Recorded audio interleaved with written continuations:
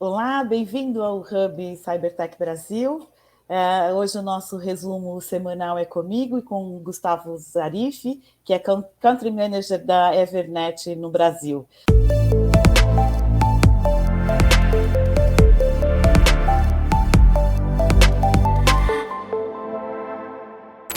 Gustavo, muito obrigada por aceitar o nosso convite. Seja muito bem-vindo ao Hub Cybertech Brasil.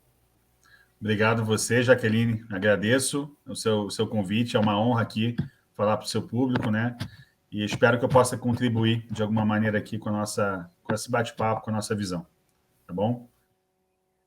Obrigada, Gustavo. Toda sexta-feira a gente tem um convidado, como sempre, que comenta, Gustavo, as principais notícias da semana, dando para o nosso público uma interpretação sobre o que acontece de mais relevante e com o seu olhar muito particular de profissional em áreas diferentes no mundo da tecnologia e da cibersegurança. Para essa semana, nós selecionamos duas reportagens que nós consideramos bem interessantes. Uma delas diz respeito aos gerenciadores de senha. Os gerenciadores de senha, eles ganharam aí uma relevância muito grande no mercado. Há pesquisas que dizem que a previsão de crescimento desse mercado é de 30% já no próximo ano, mas, ao mesmo tempo, a gente teve aí o registro de violação e de incidentes de cibersegurança na plataforma LastPass. Gustavo, que leitura que a gente pode fazer desses dois fatos? O crescimento do mercado de gestão de senhas e essas ameaças que acabaram dizimando aí o LastPass. Bom, acho que é um ótimo tema, né, para a gente comentar. Jaqueline, o gerenciador de senha, eu acho que ele vem numa esteira de uma necessidade de implementação de uma cultura e de processos de cibersegurança de mais alto nível. Tá? O que a gente vem acompanhando no mercado, a Evernet, né, eu participo aqui de uma empresa ligada ao mundo do IoT, e cibersegurança é uma questão premente, né? Existe uma preocupação muito grande aí com o sequestro de dispositivos, com um eventual hackeamento, né, de aplicações que controlem sensores nas cidades, iluminação pública, né, infraestrutura crítica. Então, essa preocupação com cibersegurança, ela é o fator número 1, todas as empresas que atuam nesse setor, ou deveria ser, né? Ainda não é, talvez, de todas, mas deveria ser, certamente aqui na Evernet ela é. E o que a gente vê é o seguinte, né? O gerenciador de senha, ele de fato vem trazer, ele tem uma proposta de valor para aumentar a qualidade das políticas de cibersegurança. A gente entende que, olhando principalmente camadas de aplicação, muitas empresas que atuam no setor de aplicações, elas têm um baixo nível hoje de políticas de cibersegurança, a começar pela pela falta de gestão do seu controle de acesso. Tá? Então, a gente fala aqui de senhas fracas, né? Ou uma falta de política de geração de senhas mais complexas, a falta de governança em ter um duplo fator de autenticação, em você ter uma mudança constante, principalmente para aquelas posições que têm posições de administração dentro de uma organização, dentro de uma plataforma, ou seja, são posições chaves que podem alterar ali o funcionamento. No caso do IoT, falando especificamente da comunicação de dispositivos, em geral, as plataformas de IoT, as plataformas de conectividade e dispositivos que estão avançando no mercado, incluindo o LoRaWAN, elas têm uma criptografia e um processo de autenticação bem inteligente, com chaveamento único, mas olhando aí, então, a gestão de senhas, a gente entende que esse mercado vai sim crescer. A gente, inclusive, recomenda aos nossos parceiros de aplicações, né? Lembrando que nós, como Evernet, falamos muito da conectividade e trabalhamos com múltiplos parceiros de aplicações de IoT, que eles sempre busquem elevar as suas plataformas e ter algum tipo de gerenciamento de senha embutido nas suas plataformas é interessante. Então, a gente vê esse mercado como, de fato, um mercado promissor. Do outro lado, vem essa informação, né? Quer dizer, se você usa um gerenciador de senha que acaba de sofrer um ataque, enfim, você pode apostar demais numa única ferramenta e, eventualmente, ter a mesma vulnerabilidade de não ter a ferramenta. Como é que eu enxergo isso? À medida que o mercado vai evoluindo, é natural que os hackers também tentem evoluir e quebrar, né, esses gerenciadores de senha. Existem algumas opções no mercado. Aconteceu esse fato com o LastPass, que até então era um gerenciador de senha bastante utilizado, bastante firme. A gente tem que entender como que o LastPass vem buscando contornar esse problema, né? De fato, eles emitiram aí soluções e patches em curto espaço de tempo, para, enfim, tentar corrigir esse cenário, deram indicações. Eu acho que isso pode acontecer, mas a ideia é que quem trabalha com cibersegurança possa ter uma avaliação de toda a criptografia e de como é essa camada de arquitetura de cada um dos gerenciadores. Eu não acho que as empresas devam dar um passo atrás na utilização do gerenciador de senha por conta disso. Tá? O que eu acho é que elas têm que, de fato, aliado ao gerenciador de senhas, estabelecer uma cultura dentro das suas empresas, né, e para os seus clientes, e estabelecer processos ligados à governança das senhas e do controle de acesso. Então, assim, hoje é dessa forma que a gente enxerga a questão do gerenciador de senha. A gente não está tão preocupado exclusivamente com a questão do LastPass, mas olhando o mercado, a gente acredita que esse mercado vai crescer e que o mercado é grande. Eu também não tiraria o LastPass do jogo, acho que é uma ferramenta interessante. Acho que toda ferramenta, a gente viu recentemente em muitos ataques, o que só mostra que quanto mais esse mercado cresce, o mercado também vai ser alvo, né, de mais ataques. Mas, de fato, o mercado de gerenciamento de senha acho que veio para ficar e a gente entende que ele vai crescer bastante nos próximos anos. É realmente um recurso que auxilia bastante, né, nesse ambiente que a gente tem inúmeras senhas para guardar e para gerenciar, e aquele famoso arquivo de senhas guardado no celular ou no laptop não é recomendável, mesmo estando em nuvem, né, Gustavo? Exato. E o que a gente tem visto, acho que você comentou um ponto legal aqui, a gente se preocupa muito com a criptografia, com a segurança das plataformas e das aplicações, e a gente muitas vezes não olha para o fato de que a maior parte das invasões não ocorrem por conta de um hackeamento da comunicação em si, ou uma quebra do código da plataforma. Ocorre por falha no controle do acesso. Então, você hackeia o computador de alguém que tem ali o seu password, né? Seja a conta de banco ou seja acesso à plataforma no desktop, né? No arquivo lá, Note. E aí não adianta você pensar em ter uma política de segurança evoluída se as pessoas, no final do dia, todo esse processo depende de pessoas, uma boa parte desse processo depende de pessoas. E se as pessoas não têm a cultura relacionada à gestão de senha, a cultura relacionada ao controle do acesso, e se a empresa também não tem a política, né? Muitas empresas hoje já têm a política, até por conta de políticas de auditoria interna, mas se a empresa não tem essa política interna, a chance de acontecer uma falha é muito grande. E aí eu faço uma parte para trazer isso para o mundo IoT, a gente acompanha muito isso. Existe uma preocupação muito grande, como eu falei, com os objetos conectados na rede, na nuvem, mas onde a gente encontra largamente as maiores falhas estão justamente no controle de acesso de plataformas. Eventualmente, é uma senha de administrador de uma organização que é distribuída para um grupo de usuários. Ou seja, você tem uma plataforma de gestão de dispositivo ou gestão de uma aplicação, e aí você começa a criar ali a sua organização, né, os seus controles de acesso, e, eventualmente, você tem um administrador, e esse administrador divide a sua senha com 2, 3 pessoas. Por que a gente cria um controle de acesso se você está dividindo a senha? Não faz sentido nenhum. Ou você tem, como a gente falou aqui, uma falta de política de mudança de senha.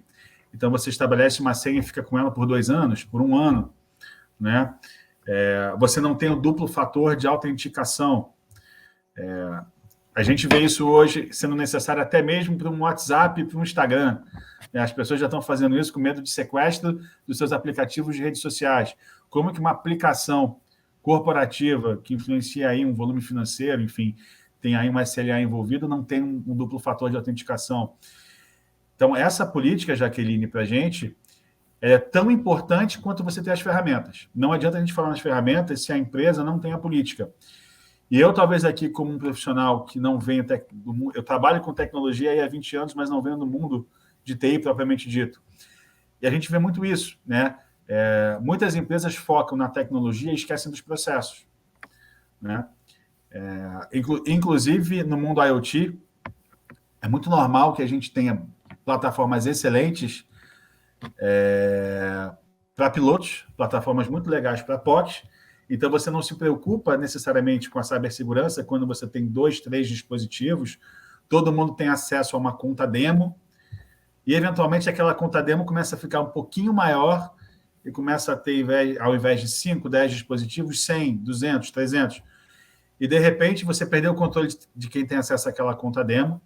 Você tem muita gente com acesso àquela conta.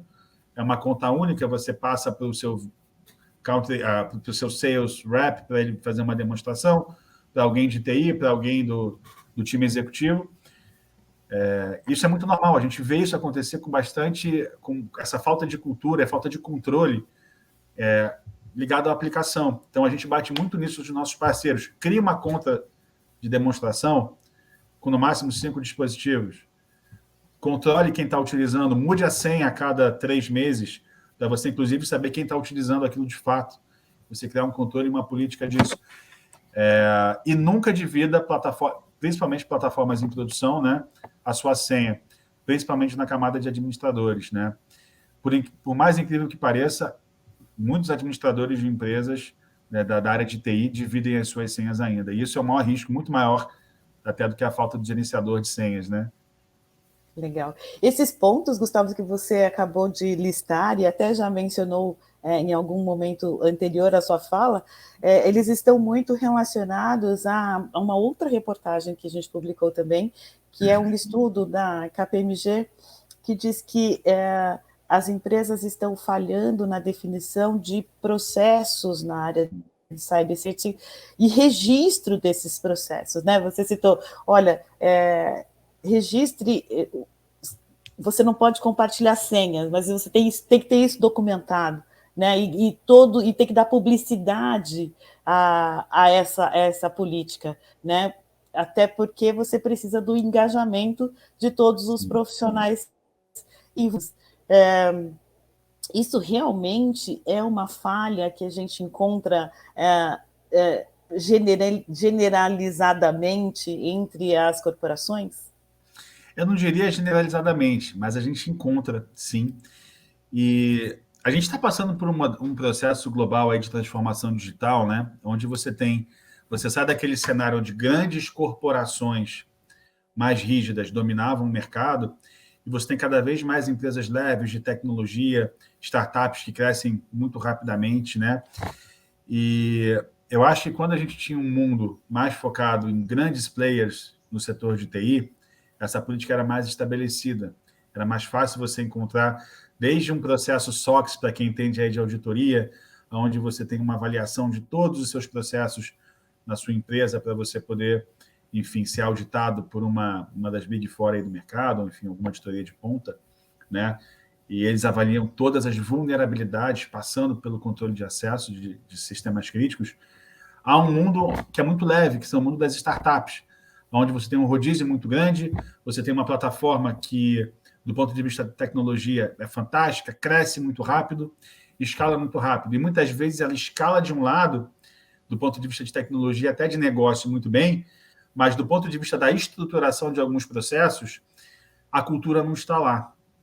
E a gente vê esse clash de mundos aí, tá? E nós, como uma empresa que, em algum momento, fomos uma startup também, nós passamos por isso, né? É muito fácil você criar uma plataforma, você colocar aí 300 páginas de processo corporativo e treinar a sua equipe, não é tão trivial.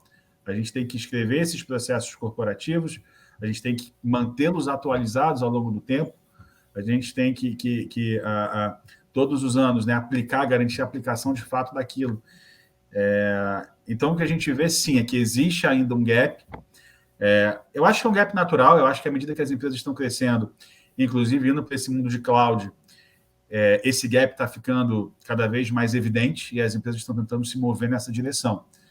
Agora, esse estudo publicado por vocês, da KPMG, ele parece muito verdadeiro pelo que a gente vê, né, de fato, no mercado em si. Como eu mencionei aqui, estabelecer um processo, divulgar um processo dentro da empresa, não passa necessariamente pelo setor de cibersegurança, passa por um setor de processos e organizacional. Né? Muitas vezes é liderado até pelo RH ou pela área financeira, que avalia e controla os riscos da empresa. E muitas empresas de tecnologia têm grandes áreas de TI, produção, têm áreas comerciais, mas não necessariamente tem uma área ainda evoluída para a parte de controle de riscos, auditoria e compliance. Tá? Então, muitas vezes a gente mistura aqui, isso tem que vir de TI. Em geral, não. Em geral, isso vem de quem controla o compliance da empresa. Tá? Muitas vezes é o próprio CFO que controla isso dentro das maiores organizações. Né? Eles têm divisões exclusivas de risco e compliance. É o CFO que tem mais essa cultura de registro. Exato. Ou o CSO agora, você tem o Chief Security Officer também em algumas organizações. Sim. Né? Bom, isso varia, pode ser o CIO também, mas em geral o CSO ou até o CFO, porque isso tem um impacto direto no caixa da empresa, faz parte de uma avaliação de garantia de receita. Se você tem uma quebra de segurança em algum grau, você pode ter um impacto direto na receita. Tá? Então, as grandes organizações muitas vezes olham dessa maneira. Quando você vai para empresas médias e pequenas, aí tem um risco muito grande. Principalmente quando a empresa concentra muitos itens, muito controle na mão de uma única pessoa. Tá? Então, aí eu acho que principalmente PMEs e pequenas empresas de fato, né? Pequenas e médias empresas, mas que não têm uma governança, que não olham por esse lado, elas de fato têm uma porta aí de entrada muito grande. Tá? E a gente volta a falar, a gente vê plataformas lindas, maravilhosas do ponto de vista da aplicação, com políticas de segurança muito básicas. Tá? E eu faço de novo o paralelo com o nosso mundo do IoT. Então, a gente está indo muito forte agora, por exemplo, no setor de iluminação pública. Imagina uma plataforma de controle de gestão da iluminação pública ser hackeada, né? E simplesmente você tem um sequestro ali da iluminação pública, que é um fator crítico, né? É a segurança da cidade, a segurança da população. Então, isso é algo que a gente é muito enfático com os nossos parceiros. Não adianta nós, na camada de conectividade, por exemplo, sermos ávidos por segurança e criptografia, se a camada de aplicação que recebe e faz a decriptação da mensagem não tem a mesma política. E eu acho que todas as cadeias são assim hoje, né? Todos nós, aí, em geral, para quem trabalha com cloud, trabalha numa cadeia. Então, a gente pensa muitas vezes no elemento de cloud, mas eu acho que o elemento de cloud acaba sendo dos mais seguros. Muitas vezes, ou pelo menos o elemento de cloud AWS, Azure, quando você olha os grandes Oracle, por aí vai, ou conectividade, no caso do IoT, são os elementos mais seguros. Eu sinto ainda muito risco na camada de aplicação por falta de cultura. Então, corroboro bastante com a visão da KPMG, Jaqueline. Muito interessante esse seu alerta, Gustavo, porque mostra que você precisa se preocupar não só com os processos e documentá-los, obviamente, mas com os processos do seu fornecedor, do seu parceiro e do seu cliente, né? Porque estando conectados, um influencia a segurança do outro. Né? E você também mencionou uma outra questão que é bem interessante, que é a documentação tem muita relação à resiliência, né? De que forma, se você está documentando todos os seus processos e tendo registrado e dado publicidade, você se torna mais resiliente em relação a esses eventuais incidentes que possam acometer a empresa, né? Exato, porque a natureza de uma empresa, né, quando você tem uma área de tecnologia, a gente acaba olhando muito para as questões de tecnologia do dia a dia. E a gente deixa alguns dos itens críticos, né? Óbvio que você tem a sua lista, mas você tem a sua pauta de atividades que você vai desenvolver. Mas sempre existem itens críticos que, em algum momento, a gente acha que está bom.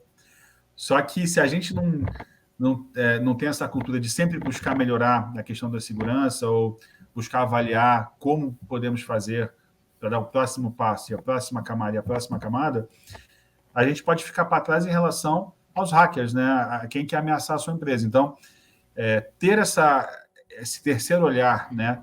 Uma área neutra que vai o tempo todo te desafiar e falar por que esse processo é assim? Mas vamos pensar duas vezes. Eu não posso melhorar nada, Por que você não faz diferente? Muitas vezes os questionamentos, por mais cansativos que eles possam parecer, eles são extremamente válidos. Porque, de fato, faz você pensar, mas você tem razão, eu deveria ter essa política aqui, eu posso aumentar aquilo ali, eu posso implementar uma nova cultura aqui, ou até uma nova camada de software. Eu volto a falar aqui no caso do IoT, né? Algumas empresas colocam, além de toda a criptografia natural da rede, a gente tem uma criptografia tripla, dispositivo, aplicação e rede, em 128 bits, códigos únicos, autenticação mútua. Ainda assim, algumas empresas colocam um elemento de segurança adicional no hardware, para aumentar ainda mais o nível, né, da segurança do fim a fim aí da cadeia. Porque elas foram desafiadas em algum momento e acharam que aquilo valia a pena, né? Então, eu acho que esse exercício constante ele é fundamental. Lembrando que do lado de lá, quem quer hackear a gente está sempre olhando como fazer, né?